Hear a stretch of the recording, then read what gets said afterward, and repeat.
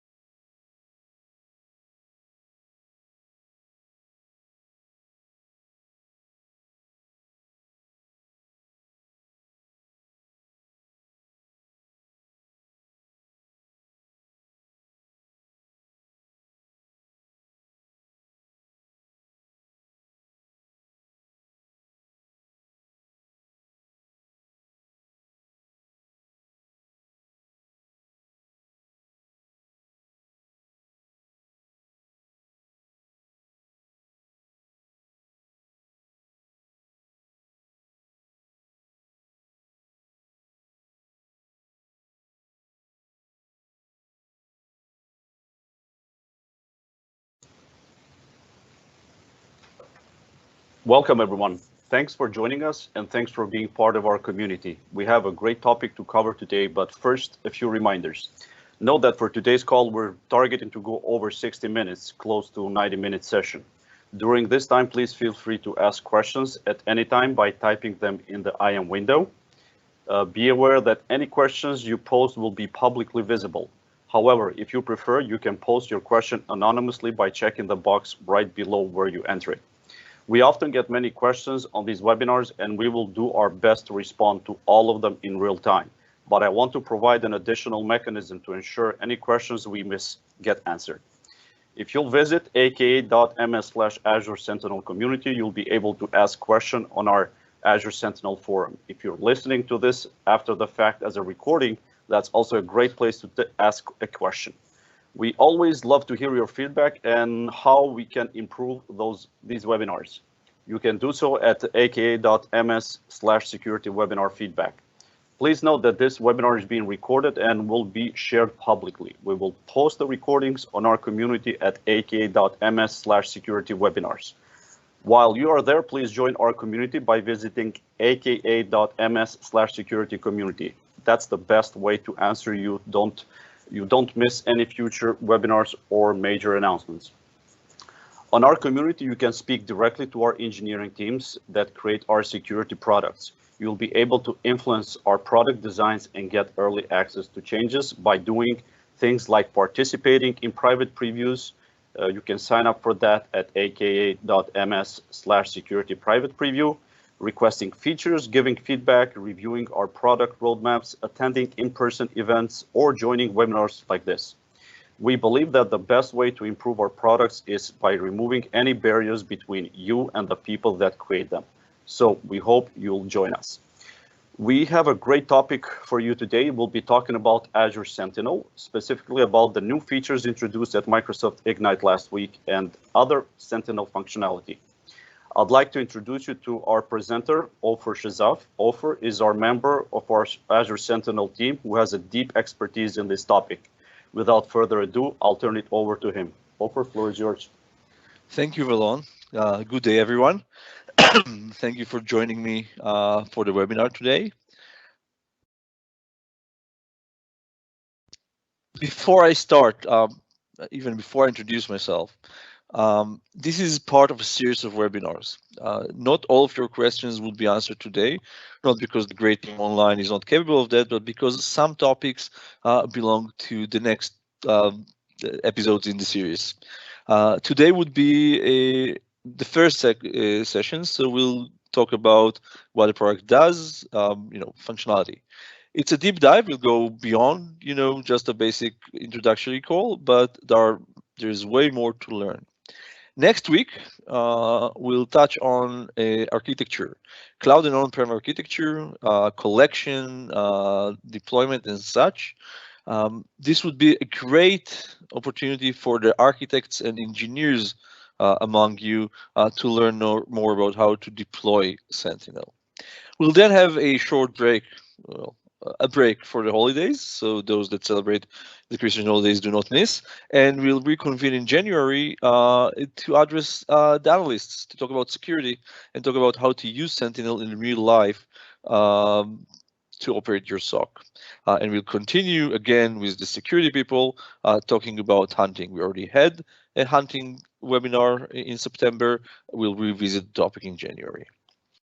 So this is just the first episode. The entire season is ahead of us.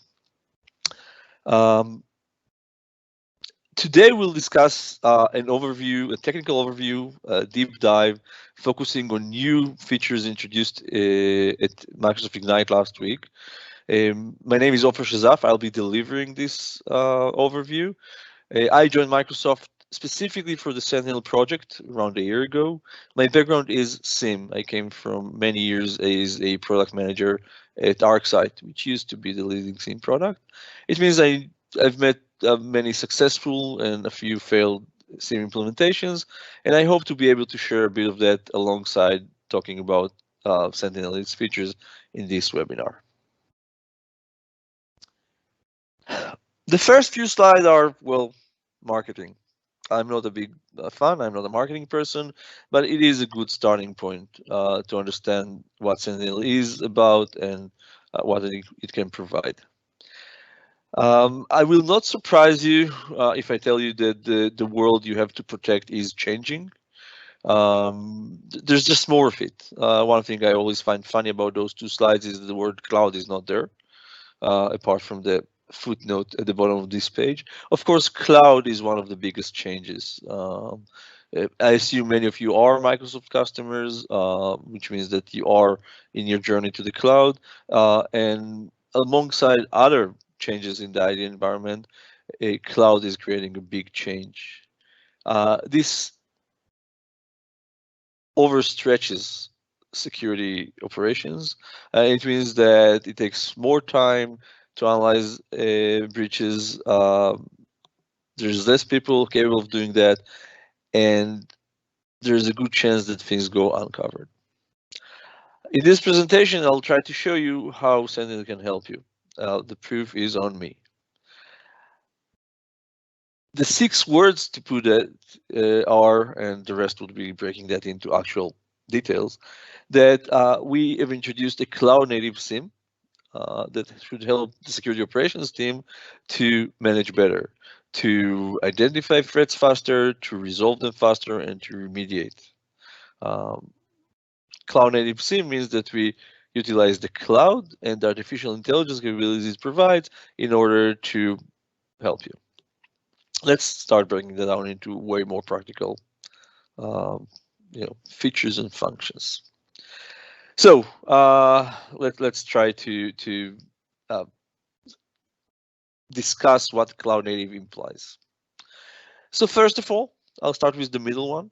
A cloud native SIEM implies that scale is not an issue. If you've been doing SIEM for a while, SIEM, Security Information Event Management, the nerve center, the operating system for your security operations, you know that it has to handle a lot of incoming telemetry from a lot of sources, and that requires horsepower. There's architecting to be done. By utilizing a cloud-native SIEM, we just don't have this issue. We build our SIEM based on Microsoft's existing platform as a service capabilities, and we really don't care how much data you drive into the system. I asked our engineering team to run a report, and we learned we have customers that use up to 400,000 events per second, or in gigabyte per day numbers up to 100 gigabyte per day. Those are large numbers, and the amazing part is that I needed a report for that. It's not something that our engineering or field teams worked hard with customers to implement. That's easy. Cloud native, auto scaling, whatever comes with that is the promise of the cloud. Cloud also means something else. Cloud also means that it's very easy to start small. Because you don't deploy any servers, you don't have to worry about size in the first place. If you have a specific use case, from what I'll present during the call today, that would be best served by Sentinel, you can use it. Okay, you don't have to scope buy servers for each one of the functions, set up a farm. You just start a service, you consume the data that you need for your use case, you build your detection rules or use ours, and you automate response. Might be the one critical element you have to monitor, say, in your cloud. So scale, small and large. As I mentioned, starting with Sentinel is very easy. We have thousands of users using Sentinel, and the service is a month old. The reason is that starting is just a click away, as you'd expect from a SaaS service. It takes little, and the size of our community is a testimony for that. I personally presented in a meetup in London 3 weeks ago, and I had 100 people in the room. I assumed they were coming for the pizza, but I learned that they all came because they are using Sentinel and wanted to ask questions. Valon mentioned our community online. Go there, read, people ask serious questions and get good answers, because there's no, the barrier to entry is very small if you want to use the product. So beyond cloud scale and no, operational or setup costs, we also try to provide you more, not just easier, by utilizing cloud. And there are two areas where the cloud really helps us. First one I'll point out, we'll discuss that more later, is AI. AI is important, it's a promise of modern technology. It's hard to do with limited computing resources. It's also hard to do with limited data. By utilizing, compute on demand, as well as visibility into a large amount of data, we are able to provide you Microsoft-provided AI that would assist you in detecting attacks. We also enable you to do your own machine learning using our tools. The other area where cloud is really, really good is integration and automation. We have, and we'll see it, a built-in SOAR, Security Orchestration Automation and Response tool, which is just very easy to use and tightly integrated because it's cloud-based. Integration is also easy when you get to collecting data to the SIEM, because anything which is cloud to cloud is usually a click, as opposed to the challenges of collecting on-prem telemetry. I do have to say that when it gets to collecting on-prem telemetry, we have all the capabilities, but I'm not sure it's simpler than what you have today. On-prem is on-prem. When we'll discuss all those today, we'll focus on the five roles of a SIEM, and the presentation will be broken into those. We'll talk about collection and visibility, the log management part. We'll show you what Sentinel can provide you and what we introduced in recent months at Ignite and before that around collection and visibility. We'll talk about detection. We'll talk about how you can create your own detection and what detection we provide you using our own ML. Another way to detect an upcoming use case for a SIEM product is hunting, when you don't want the product just to detect things after they happen, but you want to be proactive and try to identify issues before they happen. And we have both on the security expertise and the functionality tools to assist you with hunting. Of course, once you detect an incident, it's just a starting point. You have to investigate to find the root cause and make sure that you scoped well and you know what was affected. And then you have to respond, and I mentioned automation. And we go through those 5 in order to understand how Sentinel can help you with those and what we innovated recently around those. Before I get to those 5 areas, I do want to mention one thing. I mentioned the security value that we bring. As I mentioned, I came from other security vendors. Every security vendor has a research team working to provide security value for the product. We actually don't have one. The reason is that Microsoft invests a lot in security outside of the scope of Sentinel. Microsoft spends $1 billion a year and a large number of people because we have to protect the largest network on earth. Well, granted, maybe the second largest, Azure. And the same people who make sure that Azure is protected are the people that develop the security know-how within Sentinel. So it's not just a team that has to make the customer happy, it's a team that has to know how to really provide security.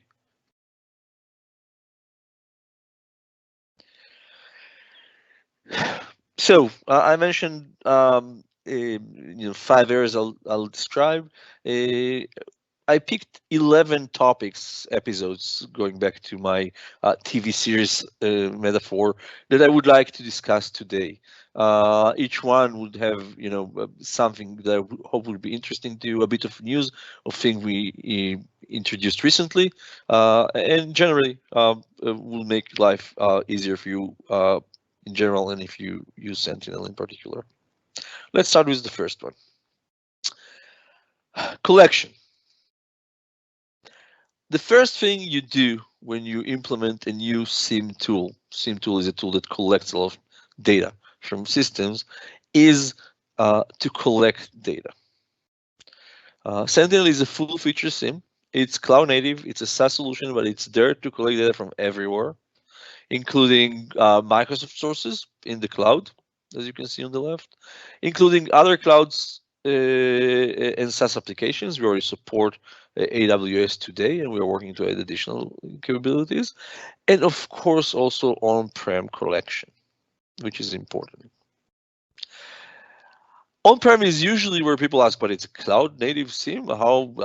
What's on-prem for you? And therefore, I do want to spend a bit of time discussing on-prem collection and the capabilities that we have around that.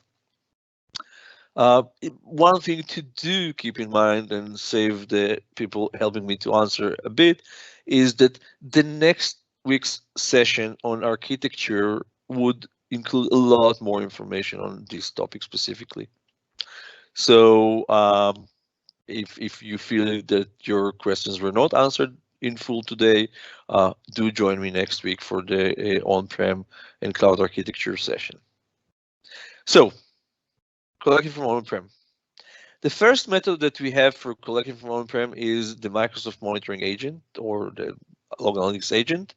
It's an agent that's part of the Microsoft ecosystem. It's not new to Sentinel, so it's not a product that was introduced last month.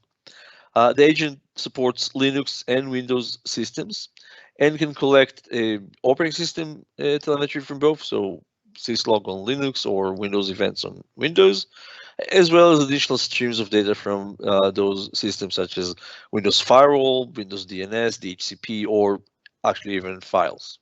So if you have logs stored in files, you can read them using the agent.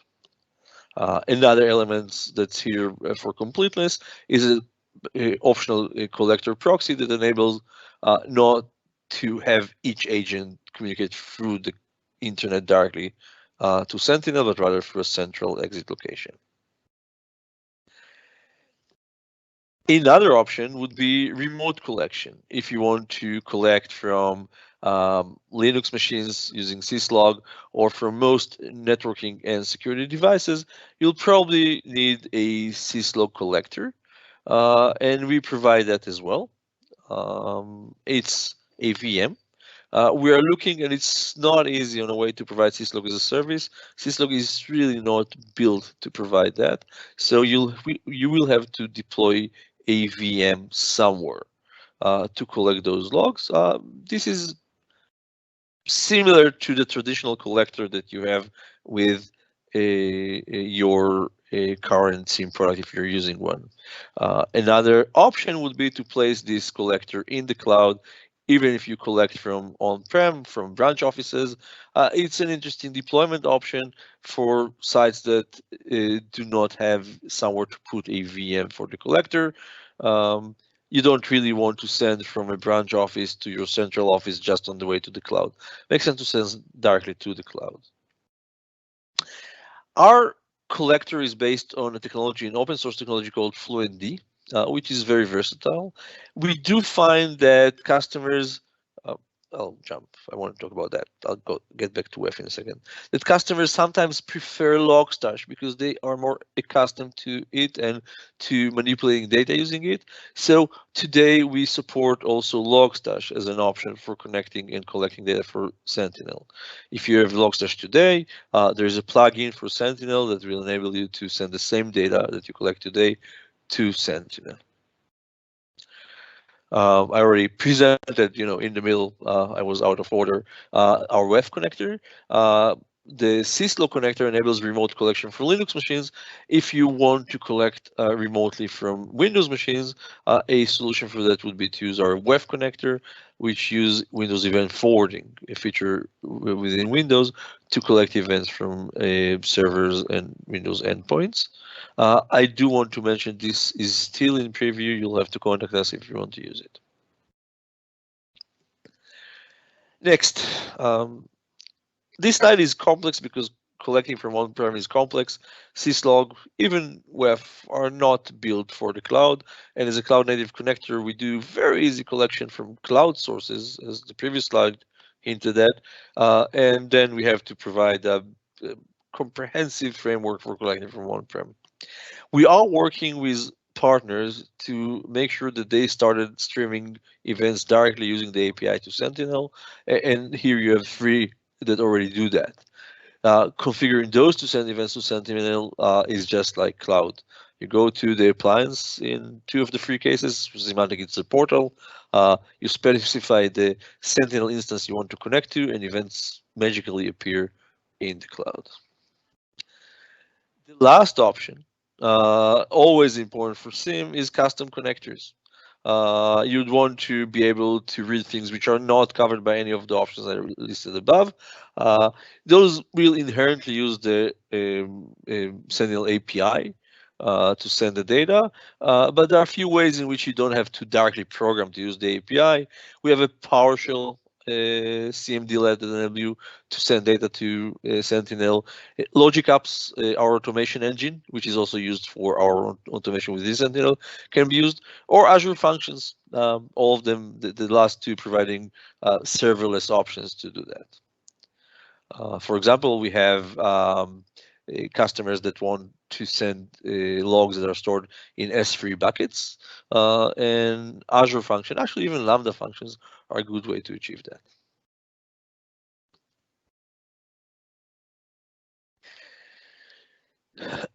All that was long list of technologies more for the architects among you. Naturally, there's also a list of things that are supported out of the box, and this is the list of connectors we introduced at Ignite.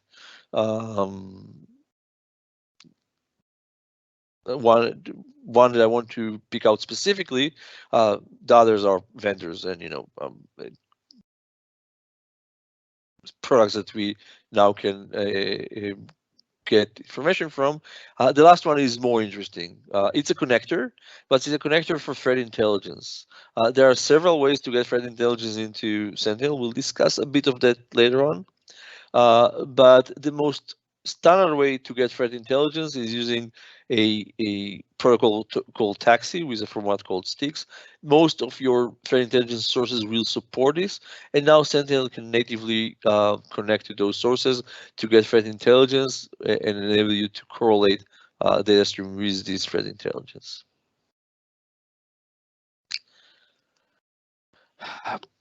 Lastly, a few pointers.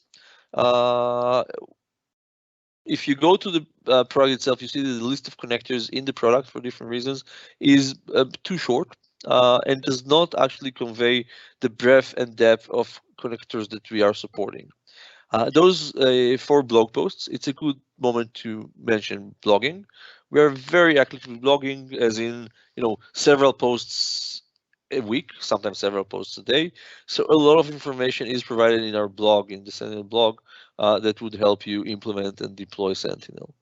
Those specific 4 blog posts focus on the connectivity options that may not be part of the formal documentation, even though all of them are supported.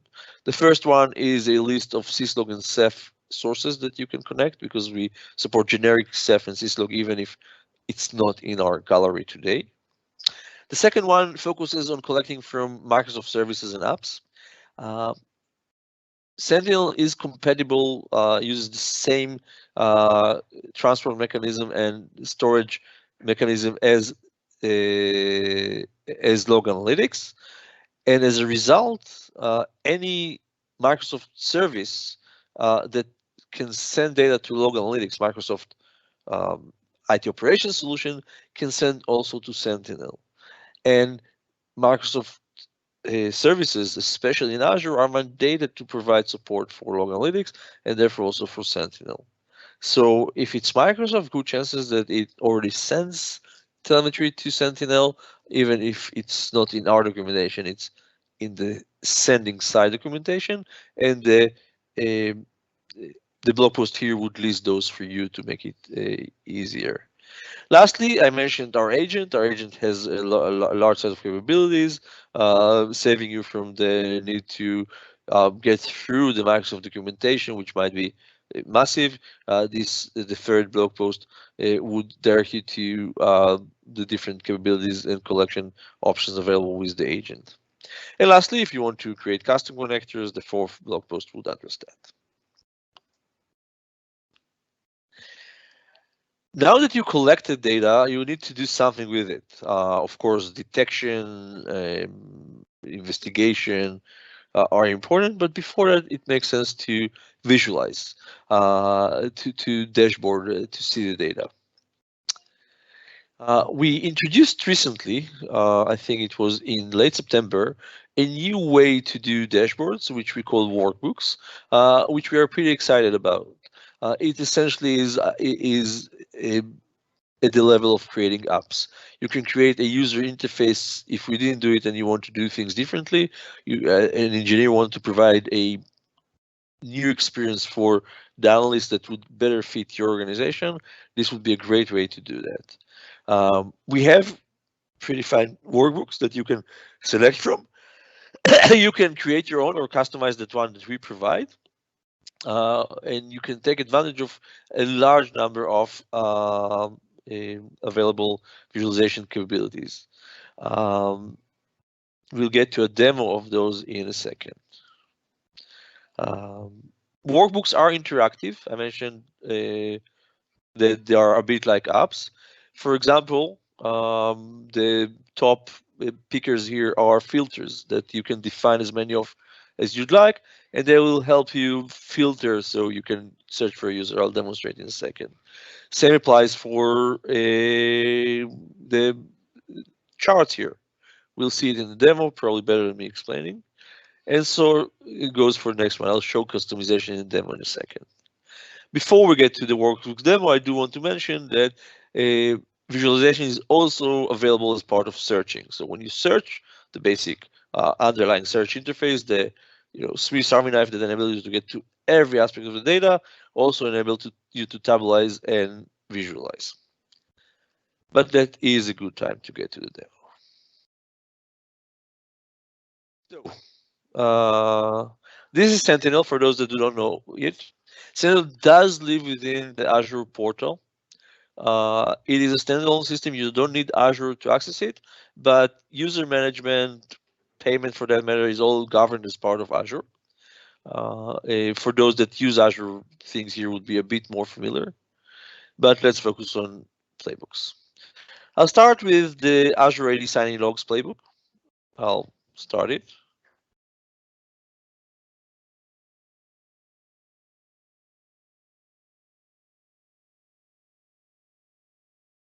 And you'll be able to see that things here are interactive. I can go and search just for a specific user. I don't want to dwell a lot on that because those are real Microsoft users that use our demo environment. But let's assume that you want to just focus on failures. If I click on failures, I'll get just failures. Okay, now I see only 237 failures, and I can go and see, strange countries. Who came from? Well, they're so strange that I don't know. Malaysia would be a good one. Now, there's a challenge here. You'll see that it's Alex Wilbur that failed, and if I go to Italy, it's still Alex Wilbur, which means that I have too much data. There's a issue with Alex Wilbur. I'll share with you that we know what it is. It's a username that leaked for the demo portal. We blocked it. We manage our security, and there'll be failures. It is blocked, so it's not interesting. It's not something you want to see. I can update my dashboard to ignore Alex Wilbur so that it doesn't affect the way I manage things. I'll do edit. To really do that, I'll probably have to go for a few elements here and change the query. I'll do it just for one. And keep in mind that when I'm in edit mode, it's still interactive. It still works. It's just a bit more interactive. I'll edit the sign-in details here. There's a query here. It's actually the query, your first encounter of our query language, which is called KQL, and is very extensive. For example, notice that it actually can have an X icons inside the query. First time I noticed that. And here I'll do no, that was the wrong language. If you didn't get it, you now know that I'm from Israel and that was Hebrew. User is not equal to Alex Wilbur. I'll run the query just to see that it works fine. No. Of course, I said where user and I didn't write where user. That's why you run a query to check. And luckily there are no records selected because that's what I was trying to achieve. I'll done editing. And now when I go here, I didn't change this one, so the numbers will still be high. But if I go to Italy, where I was before, well, India for that matter, I'll see there was no one else that failed login apart from Alex Wilbur. But if I'll go to the US, I can investigate real failures. From the US, there are a few other users that did fail to log in, and I can look into them. So that's an example of how you can use workbooks. Another example I'll share with you, something that actually a colleague of mine called Clive Watson blogged about, I think 2 weeks ago. It's a neat workbook that's a bit shows the privacy challenges of eSIM. It's available on our, you can read the blog, it's available on our GitHub. We generally manage content on our GitHub. And it shows, where was a person recently. So I pre-populated with my own travel for obvious reasons. I don't want to, but you can select other users as well as here. I don't want to go through them because I can share my information. I don't want to show others. And you can see that I'm somewhat of a traveler. I do travel too much. You also see the limitations of geolocation. So I've been to Canada early this month, actually, which is true. But I've been to North York. I haven't been to Calgary. My guess, Calgary is where the IP address for Air Canada is registered. Next, I actually was at Ignite the days after, and I'm not sure why it's registered as Las Vegas or Los Angeles, but then I was back in Israel, which makes sense.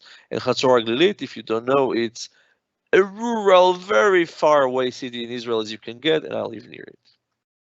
So that's actually, user contributed there in our GitHub, blog post on that, very easy to create, to do whatever you want. So that was the workbooks demo. We are excited about it because it's really a way to implement what you want, as well as for us to provide you way more value out of the box from the product.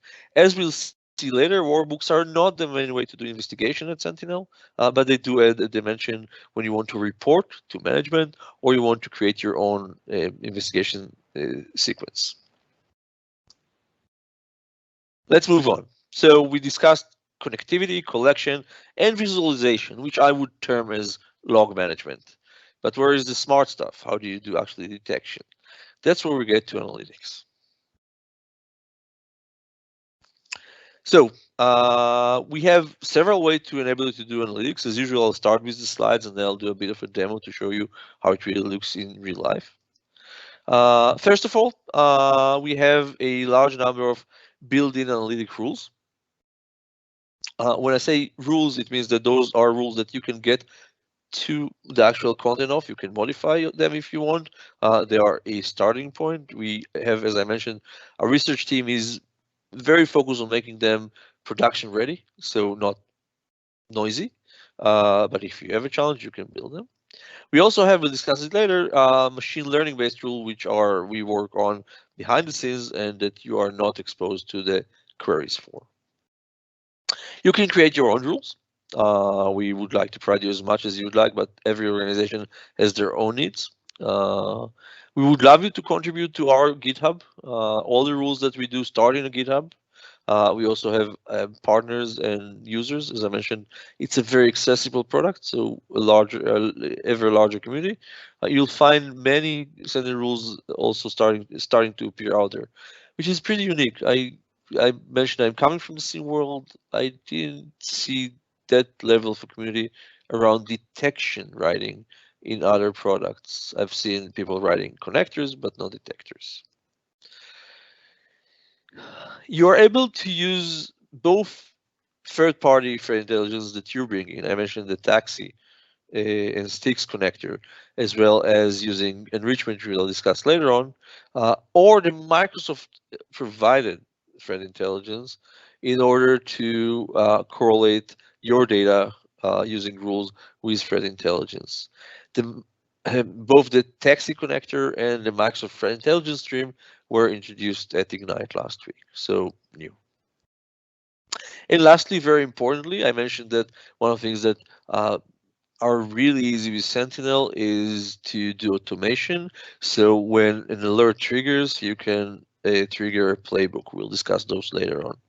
In general, my experience when working with customers is that if with a traditional SIEM, the use case is built from collection and then rules and what to do about them is left to a second phase, because in Sentinel, automation is very easily accessible, a use case design usually evolves around all three steps. So collection, detection, and response. I did mention that we provide out-of-the-box machine learning. In practice, we'll see in a minute, it translates into elements within the detection gallery that you can turn on and off, but you can't look into the actual query. There is no simple query behind. As I mentioned, our advantages of machine learning is our experience from protecting Azure, as well as a large volume of signals and on-demand CPU capabilities. We'll take all the signals available to us through the Microsoft pipeline. We'll identify attacks that are relevant to you. We'll filter them. We'll reduce the number of them based on cross review of the security state across the world, and then we'll provide to you just those that are real. In practice, it means the numbers on the right are monthly, that we translate a huge amount of signals into dozens of alerts across our entire customer base for a month. It's a small, high-value numbers where machine learning really delivers. In addition, okay, Sentinel is very useful as a platform for your own machine learning models. It's while the slide says coming soon, I can verbally say that it's in private preview, so you are all welcome to reach out and join the private preview and start experimenting. In general, uh, our underlying technology, uh, the search engine that we use, which is a Microsoft internal technology called Azure Data Explorer, enables our SIEM to double also as a data lake. You don't have to maintain two systems. You can directly use the data that you collected into SIEM also to create your own machine learning or analytics on top of that. I did promise a demo, so we'll skip to the analytics demo. What I wanted to show you here was mostly how rules look like. If we look into the rules tab, you'll see the rule templates. The rule templates are the rules that we provide out of the box. Rules are categorized by MITRE tactic, so you are able to identify your coverage. You'll see here that there are different types of rules. Scheduled alerts are, we'll see more of those today, are alert that you create using a query into the data, which triggers if something was found. We'll talk about that in a second. I'll show it to you. A second option for rules is actually a simpler one, but it utilizes an important concept. Microsoft provides not just Sentinel, we provide a large number of security tools. Many of them are market leaders. For example, Microsoft Defender ATP recently got into being a leader in the Gartner Magic Quadrant for EDR. Microsoft Cloud App Security has recently reached the top at the Gartner analysis of CASB products. So we do encourage you, and in many cases you are using additional Microsoft products that already do detection. We will not replicate that at Sentinel. We don't try to do the same again. We do want to make sure that if you get an alert from those systems, it is surfaced in Sentinel so that you can centrally manage the incidents and respond using automation. With that in mind, first of all, collecting those alerts from those sources is free of charge with Sentinel. And secondly, we make sure that you can create incidents based on alerts easily, which is the Microsoft Security entries in the templates in the gallery you see here. I will not get into how you do that here. It's 2 clicks, so it's sort of less interesting for a demo. I'll actually go into one of the rules. Otherwise, I'll use log on as my example. So I'll focus on log on, available log on rules, mostly failables and such. You'll see there is a significant coverage of those. You'll see that we also detect essentially brute force for AWS console, not just for our own environment, but also for Azure AD. So it's not just a Microsoft protection product, and for Cisco for that matter.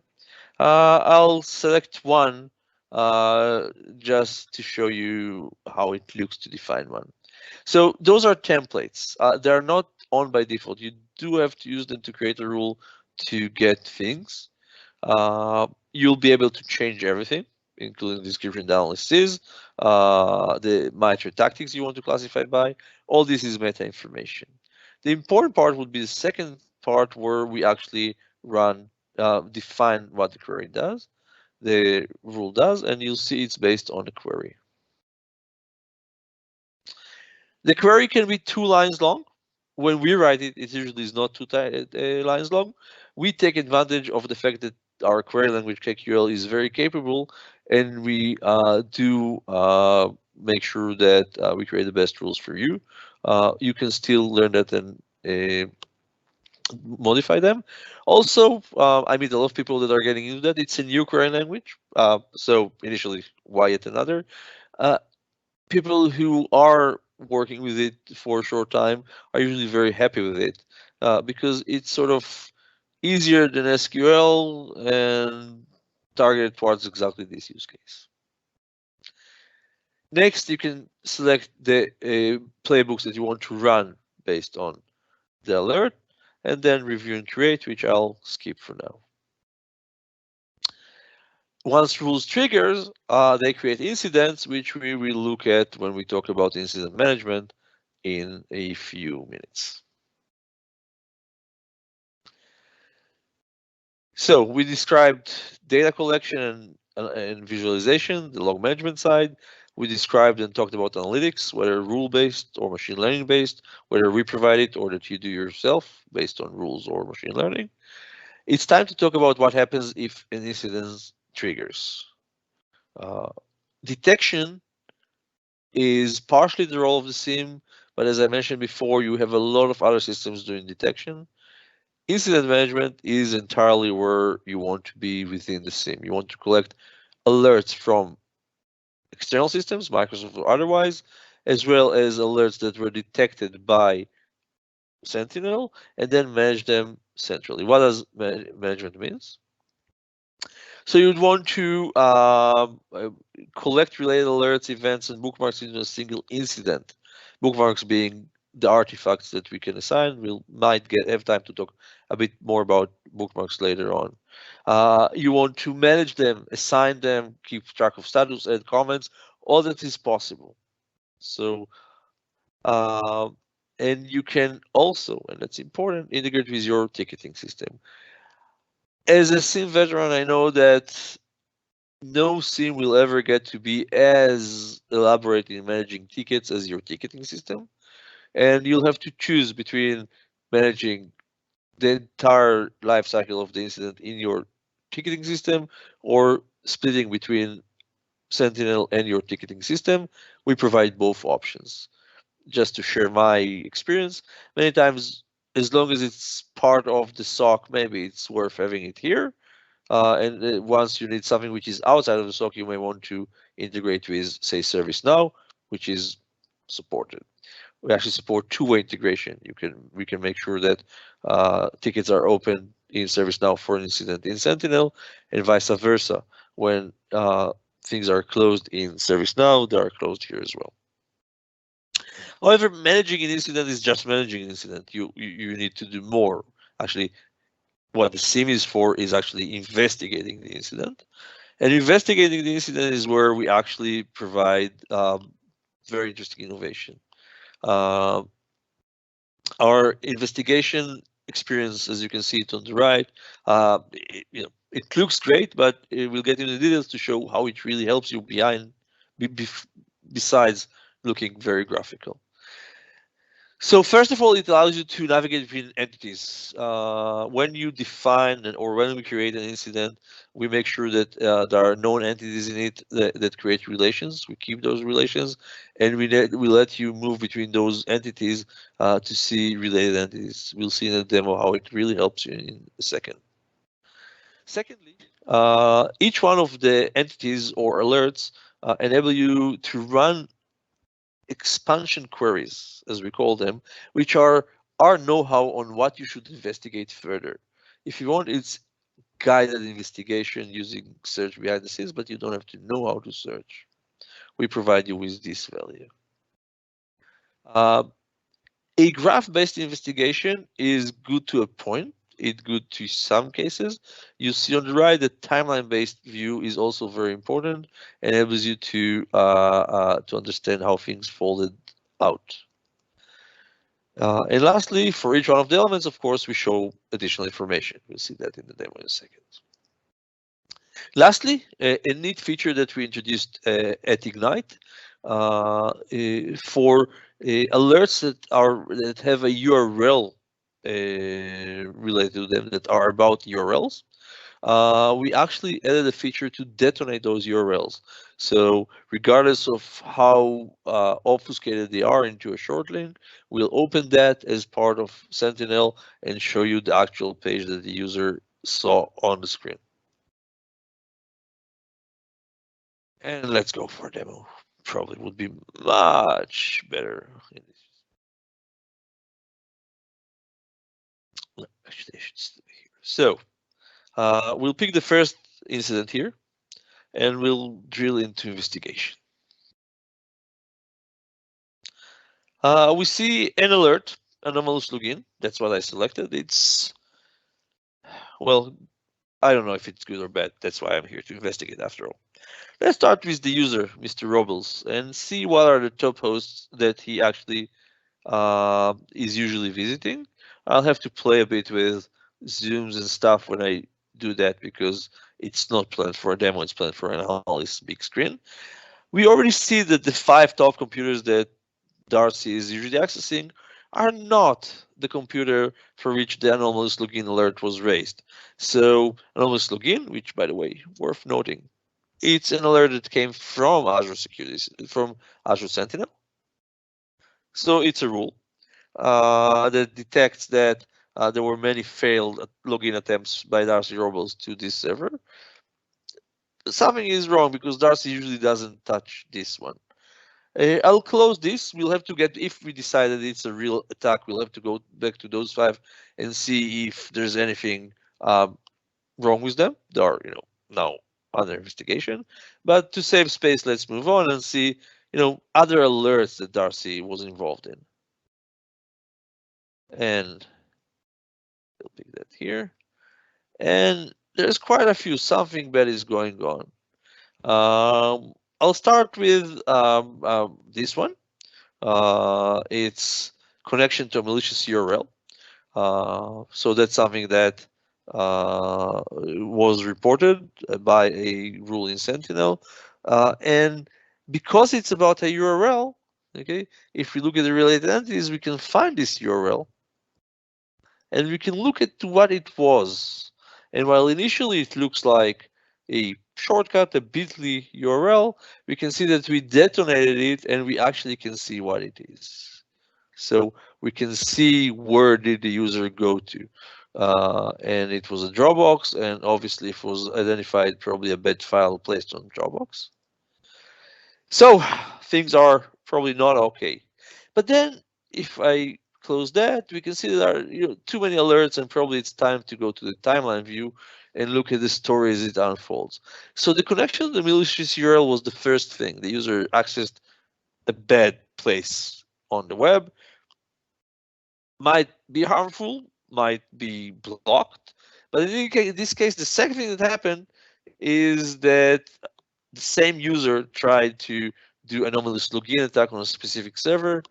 Good chances that something bad did get to his computer, especially since that this might have been successful, because the next alert would be suspicious PowerShell activity, in this case detected by a Windows Defender ATP as an alert from an external source. That would be the privilege escalation here. Following that, anomaly signing to multiple computers. Now it's very important to see to where, because those are breached computers we have to continue investigating. So we get the list here as guided investigation. And lastly, mass download, which means there was probably an exfiltration attempt. So a classic example of a kill chain lifecycle. We started from one alert, we moved, we were able to investigate both it folded out, verify that it's probably a real attack, as well as get information as to how to go further. One thing it's worth mentioning is that probably in most cases, you'll have to go also to the original interface. I'm not a big believer that there's a totally single pane of glass. There's a single pane of glass to make sure you never miss an alert and you triage and you get to initial investigation. This computer, once you want to get further, you need to investigate with an EDR, because EDR will, such as the Defender ADP, would always have a better capability at visualizing investigation on a specific endpoint.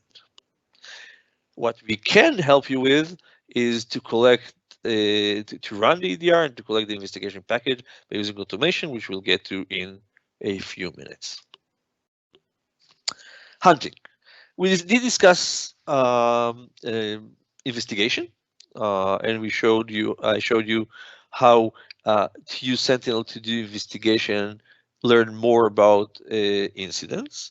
Hunting would be an alternative way to operate your SOC, very popular these days.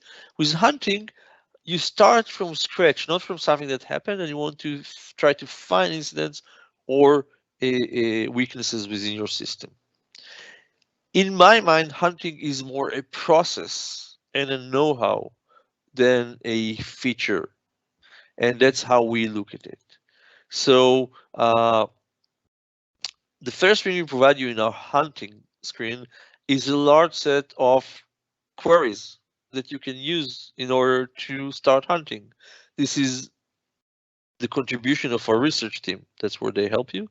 Those are filtered by tactics and data source so that you can do targeted hunting based on the MITRE framework and focus on specific data sources. This is a starting point. You can add additional elements. You can create your own hunting queries, and you can modify ours if you want to. You can start an investigation from a hunting. The way you do it is that you mark the results of your investigation. We'll get to bookmarks in a second. And then this becomes an entity that can be investigated using the same interface that you saw before. So hunting and detection are not separate worlds. Both generate an incident that can be investigated. Let's look at the hunting screen in a bit more detail. You can see the rich out-of-the-box content. I think I don't remember the number, but there's quite a large number of out-of-the-box queries there. You can filter by name or by tactic or by data source or by favorites. You can mark those that are favorite to you, that are important to you. Again, this is something that someone gets to once a day or once a week, and they need a starting point. This week, we focus on brute force, etc. You can run all queries or all selected queries, whichever you prefer. It's actually a good manifestation for the horsepower that the cloud brings. You define hundreds of queries, you run them, and immediately get the result column. Okay, the result column enables you to find the outliers very fast. Hey, Ofer, sorry to interrupt. I just want to remind everybody that today's session is 90-minute session since we're reaching here at the top of the hour. So we still have another 30 and so minutes to go. Thank you. Thank you, Milan. Yeah. The hunting experience is just one way to hunt. It's a guided experience. I do want to remind us all that a typical way to hunt, which we also support, is using search. Most hunting in real world is done using search. We have an extensive search interface, and the searching actually has a built-in capability to find outliers. So you can search using free text or filtered text. Both are available. You can tabulate your data. You can chart your data, and then you can automatically, actually, the system automatically finds for you outliers and explains them to you. So, for example, if I go to this search, which I did, I think today, you can see that there are two elements which were found by the system once you did a search as anomalous. It's very easy to see that the one here is anomalous, of course, because it's high. The question is why. If I just click on it, you'll see that the system automatically finds for me the outlier. It separates the traffic into two patterns. Okay. The green one is the rest, and the blue one is the pattern that was identified, and it explains the pattern. In this case, it's my demo environment, and it seems that, I think it's yesterday, I think I ran it this morning, between 9 p.m. and later on, it's UTC, as you can see on the right. So it means, morning time or midday actually on the West Coast, there was a lot of activity against the Azure portal. The query this is based on is sign-in logs, as you can see. Sign-in logs can be for many different applications, probably a lot of demos. In this case, easy explanation. Call someone, ask if it was demo time, you're fine. But in other cases, you can find an offending IP, an offending user, all that without actually looking at the base data. The system automatically found for you the root cause analysis. Lastly, talking about hunting, two features. One of them brand new, introduced at Ignite last week, will be bookmarks and live stream. Bookmarks are a way to mark notable data and create an artifact from it. You do it as part of search or hunting on any result. Once you define the bookmark, and I might have time for a demo later on if time permits, I'll skip it for now. Once you have a bookmark, you can start an investigation from it. You can add it to an incident as an artifact. So it's essentially the way to bookmark, as the name suggests, any data in the event database. Lastly, our live stream feature enables you to, in real time, follow stuff. So see events or data as they come. It's query driven, so it can run any query, but it runs it in real time all the time. Some examples of areas it will be good for, blue team versus red team. You need to follow, things as they unfold. Real-time investigation of an incident when it happens. You want to, something starting to fold on a server. You need to make sure that you see all the security events on the server now on a separate screen. That's for you. It's also a great way to model and test in real time hunting or detection queries.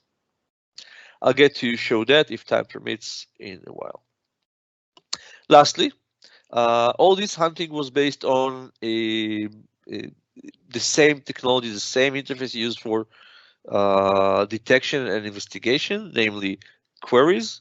We are investing a lot, and you can use it in a more advanced way to do hunting, which is also the base for our bring your own machine learning capabilities. It's called Jupyter Notebooks. Jupyter Notebooks are an open source technology. There is a variant which is Azure based, so called Azure Notebooks, which we utilize. And Jupyter Notebooks are essentially snippets of code and documentation stitched together. So you can create a notebook, as the name suggests, that would do things and then display them. It's a great way for an advanced hunter to analyze data and visualize it. Unlike everything within the features I described so far, which is based on simpler query-based interface, this is programming, so comes with the complexity of, say, Python, but also with the capabilities of a full language. One thing we introduced at Ignite is that now you can access those. We had the capability to integrate notebooks with Sentinel for a while now, but now you can actually access those notebooks from the interface as you would be for workbook, for example. And in the near future, you'll also be able to actually edit those from our interface. So they'll be more accessible to anyone. Still, they are for advanced users, keep that in mind. How are they integrated within Sentinel? So we are providing the library, the capabilities for any notebook to query Sentinel data, so you can get data from the data store, or to write information to the Sentinel data store. But you can also bring external data. So it's a great way to combine the data set within Sentinel with external data set. As I mentioned, it's the base for our machine learning, bring your own machine learning capabilities. And lastly, it is programming language centric, but it's whatever programming language you would like to use. I think I mentioned before, I'll say it again. We are in private preview of our bring your own machine learning capabilities, and our team developing that would love to talk with you guys if you are doing bring your own machine learning and are interested to join that. It's advanced, so there aren't many organizations, and we are really looking for people to pick up and start using the feature.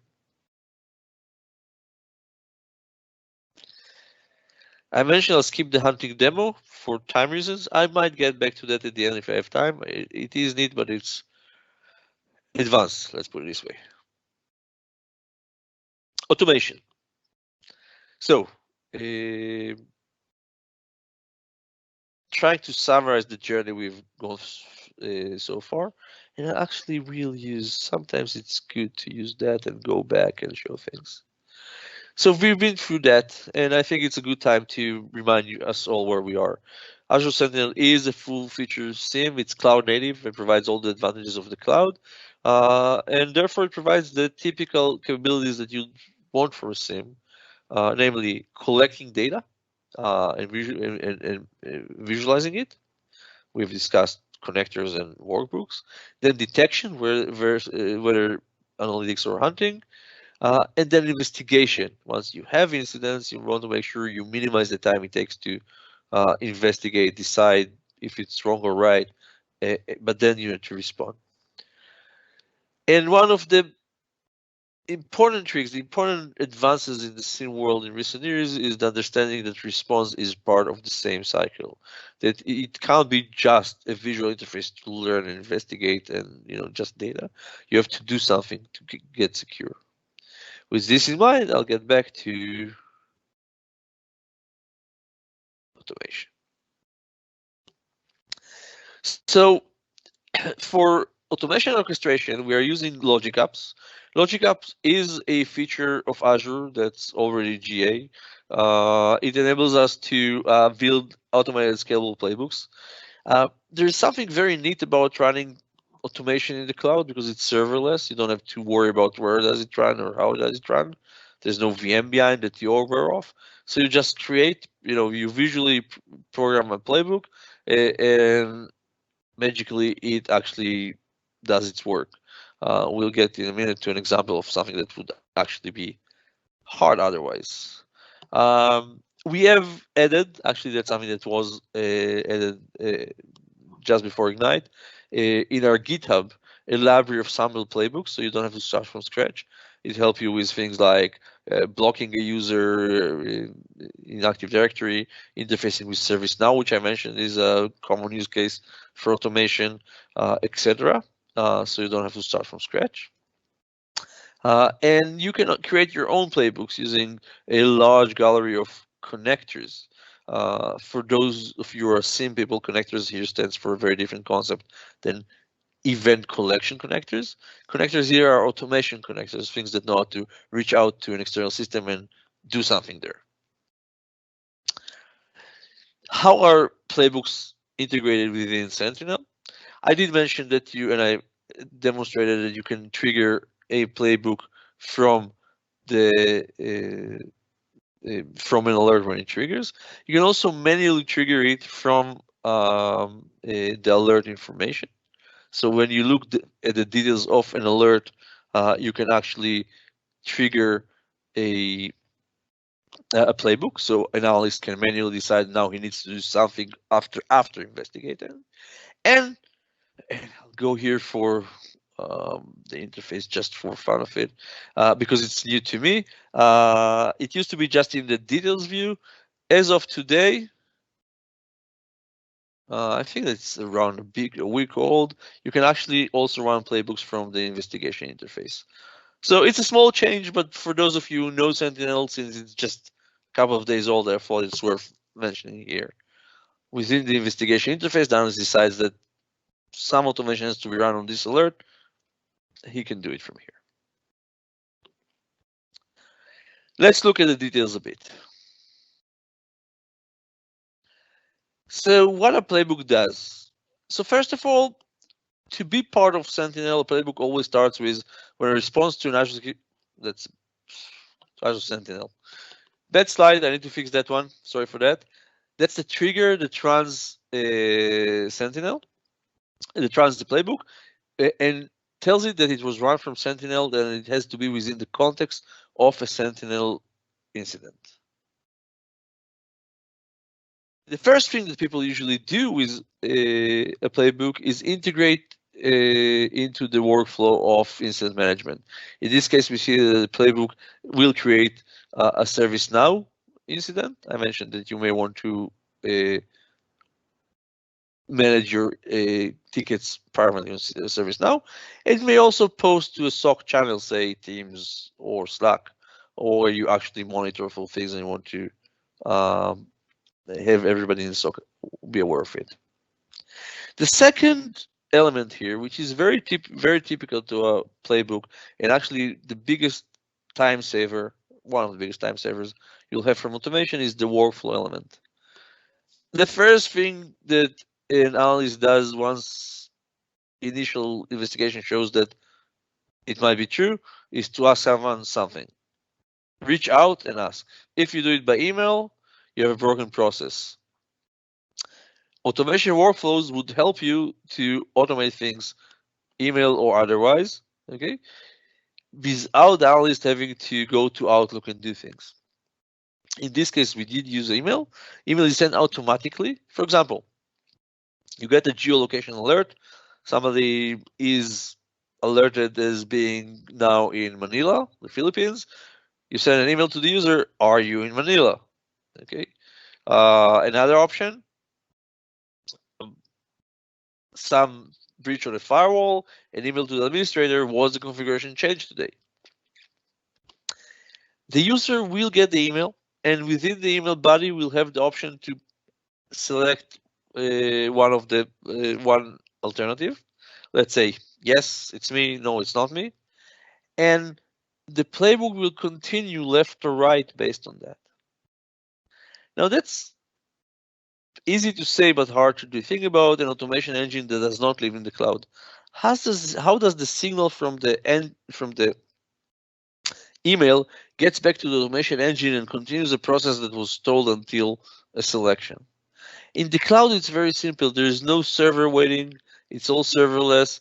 And the click from the email was just accessing a cloud endpoint, regardless of the place in the world, getting right or left based on the answer. Next, of course, we'll have to do something, respond. In this case, if false, we can close the incident in ServiceNow. That's one option. Another option, already supported today, is to close the incident in Sentinel. So essentially, an incident got in, was detected, an email was sent, answer was given, and then it was closed, and the analyst did not spend a second. On the other hand, it might not be that simple. Maybe the user getting the email will say, something is wrong here. I don't think I was in Manila today. In this case, we have to do something. Good chances it will have to get to an analyst, but meanwhile, we don't want to do something such as block the user or move the user to multi-factor authentication, potentially also block an IP address. Things are not limited to the cloud. You can use with Logic App and on-prem gateway to actually do activity on-prem in the customer premise, so just as accessing a firewall API. I did mention we have a large number of connectors. We may not have all of them. In general, Logic Apps is good around IT automation. It may not have all the connectors with security devices that you may be looking for, but extending is easy using either the generic API connector, which is very easy to implement, or actually writing a connector using Azure Functions, which still is serverless. You write a few lines of code, but you don't have to worry about where are they implemented. A few examples of playbooks that might be useful. Incident management. You can assign an incident to an analyst. So do some checking, do some query on the data, and decide that the incident belongs to an expert in a specific field. You just save time by not going through the wrong analyst. As I mentioned, you can integrate in a ticketing system and sync that back. Incident management is just one option. Enrichment is another option. One thing that people do a lot with automation is collect additional data on the alert. The example here is for geo information from the IP, but that might already be available in many cases in Sentinel. You may want to have who is information on the alert. You may want to get more data on the user from a user directory.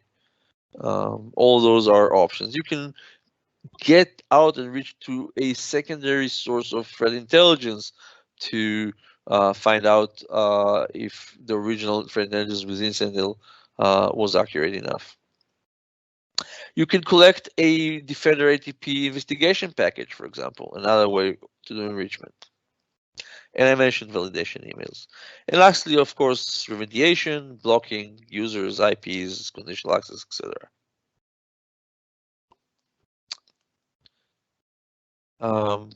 With this in mind, I'll do a short demo around playbooks, mostly to show you how simple it is. I'll go to the same example that I've presented before.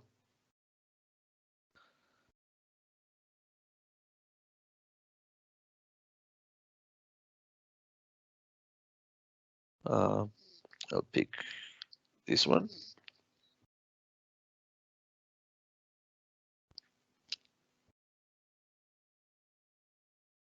And you see that it looks very much like what I showed you in a screenshot before.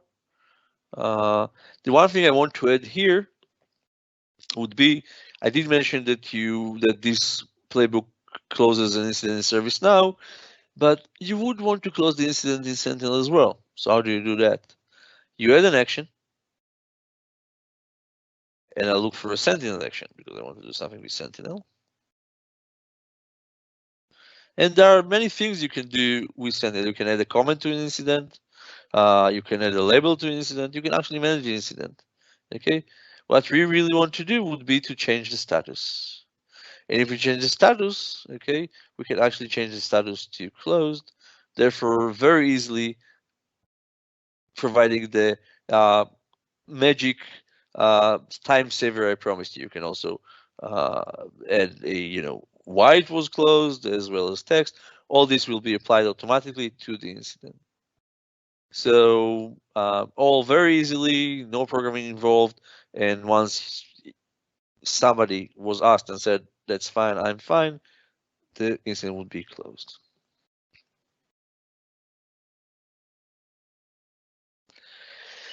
We are getting to the end. Before I summarize, I want to mention that this is a starting point. This is the general. I hope that for some of you it was boring because you already know the stuff. I did mention a few things that were new to Sentinel. They were introduced with Ignite. The next step would be either, very recommended, the follow-up webinars next week and after the holidays, which are deeper and more technically savvy. One of them about architecture, both cloud architecture, such as supporting multiple tenants in Azure, multiple workspaces, collecting from on-prem, how to build a connector, etc. And the one after, in January, about the workflow of a SOC analyst from creating a rule detection, analyzing in a real security use case. So that's one track. But the other track, as Valo mentioned, is making sure that you're connected to us on all the different resources that we have. I would very much recommend the tech community. We do have an SLA. We have a team of experts answering there. It's not a place where you'll post a message and we'll never get a reply. You will get a reply. And there are tech blogs. It's where we ongoingly share news, updates, tips and tricks, and how-tos. For better or worse, it has a lot more than the actual documentation of the product. And if nothing works, if you didn't find a way to get to us, AzureSentinel@Microsoft.com is our email address. As I mentioned, from time to time, we do have meetups around the world, and if you follow the community, you will notice them. What do you do next? How do you start? I hope this was a good overview of both existing as well as new features introduced by for Sentinel at Ignite, such as URL detonation, live stream, etc. If you're already using, I hope that you'll enjoy the new features. If you're not using Sentinel still, it's a very short journey to start. You need an Azure subscription. You can do it using an Azure trial subscription. If you have one, great. Might be your MSDN subscription, DevStudio these days. You create an Azure Sentinel instance. It's usually 5 clicks away. and then you can connect several data sources. For on-prem, you need a collector, a bit more hassle, wait for next week. If it's within the cloud, usually click away. When you have connected data sources, you can start playing with the stuff. Thank you, Ofer. So before concluding the call, let's just see if there's questions that we did not answer. One that I see here from Gary, I believe he's asking if there is an automated way to have an Azure Sentinel incident updated when MCAS alert is resolved. So I did mention synchronizing upwards to ServiceNow. At this point in time, there is no built-in way to synchronize incident status between different Microsoft products and Sentinel. You can, though, do it using automation. Automation is a core element of Sentinel, and a playbook can trigger on an incident change in Defender ATP or MCAS and update, as I described just a moment ago, Sentinel. So there is some effort there, but it's pretty straightforward. Thank you for that. And I know we have lots of documentation out there in Azure Sentinel forums, but there's a specific question from John. He's asking, do you have a documentation on what sets Azure Sentinel apart from competition? This is important when discussion with leadership. Sentinel will probably not be on Gartner report for a year. So that's true. I was trying not to be too salesy in this call, so I did not, splash marketing slides about why we are great. I will now reiterate, we have a few minutes, a few general areas, and then I'll try to send you to the right places for more. We are a cloud native SIEM. I think that among the large SIEMs, there are a few niche players. We're the only cloud native SIEM. We're not running VMs behind the scenes, which means that scale is both small and large is something we excel at. You can throw as much information at us without telling us upfront. You don't have to architect things. You can also start small. You can use Sentinel alongside your current SIEM if it's not time to replace it, just for the use cases where Sentinel makes more sense, usually cloud monitoring. So that would be one. The second one would be utilizing AI. The cloud enables us to do more AI out of the box based on A, Microsoft research, B, CPU resources on demand, and C, visibility into the larger event stream that we see versus a standalone SIEM that is just one customer. Automation would be a third one. While there are other automation engines on the market, a few good ones, they are rarely as integrated as ours is into Sentinel, and we do find that customers are very fast adapting automation when they use Sentinel because it's integrated, because it's easier to do automation in the cloud, which is really, really a big cost saver. That's in a nutshell. That's just three elements: scalability, AI, and automation. I do suggest I'm not a salesperson. I hope that came out clearly here. And naturally, if you join next week, you'll see me even more techy than today. If you have such a discussion, I will not pull our sales guy. That would be, but we do have a team of people that are working in the field closer to wherever you are in the world and are expert in having those discussions and showing the value of Sentinel. I would be happy to connect you with the right guy. Most of them are ex-CISOs. They know the stuff, and they would be great at communicating with you on those topics. I hope that's helpful. Thank you, Ofer. So to the question where they're asking about multi-tenant implementation, we mention this, that Ofer will be covering this in our next week's webinar, that is for the cloud and on-premises architecture. And the next question. I do want about that. There's one thing I want to mention. It might not be relevant to all of you. We did a very specific webinar for managed service providers. It's a specific type of multi-tenancy. And if you are a managed service provider and you were not aware of this webinar, reach out and make sure that you get it. Okay. And talking about webinars, and there's a question, and if I remember correctly, you did mention something about coming up trainings and all that. So we have another question where they would like to understand if there's any training coming up for Azure Sentinel. So at this point in time, because we are new and because we try to scale fast, we focus on webinars. If you're missing, again, this was the first one. There'll be 3 more webinars that are deeper in nature. This is the preliminary one. And we hope that they'll cover a lot. If you are a premier Microsoft customer, we have a premier engagement 5 days long that enables you to get your hands on on Sentinel. Reach out and we'll make sure that we connect you with the premier support people that are relevant. And lastly, we do run pretty regular partner trainings. We do not have, as of today, a regular course that we provide to customers, and that's why we try to make sure that we provide as many webinars. If the webinars we do not address your need, Valor and I would love to hear more and understand how we need to enhance those and make sure that you get to all the details you need. Definitely. And the last question for today, will Azure Sentinel be added to the AZ500 certification? Yes, it will. I thought it was already added. With Ignite, it might be later this month, but it's coming shortly. I do need to say something about it. It's just part. SIEM is a large beast. I don't expect that to be a replacement for deep training, but you'll be certified for Sentinel. So on that respect, it's useful. Perfect, thank you.